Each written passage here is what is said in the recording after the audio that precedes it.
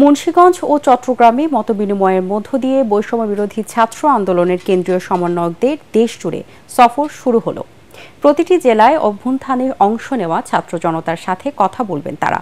মুন্সিগঞ্জে বৈষম্য বিরোধী ছাত্র আন্দোলনে হতাহতের পরিবারের সদস্য ও স্বজনদের সাথে মতবিনিময় করেন বৈষম্য বিরোধী ছাত্র আন্দোলনের কেন্দ্রীয় সমন্বয়ক দল। সকালে কেন্দ্রীয় সমন্বয়ক সার্জিস আলমের নেতৃত্বে ১৩ সদস্যের দল মুন্সিগঞ্জে পৌঁছায়। এ সময় ৪ আগস্ট সহিংসতায় নিহত ৩ জন ও ঢাকায় নিহত মুন্সিগঞ্জের ৬ জনের পরিবারের সাথে মতবিনিময় করেন।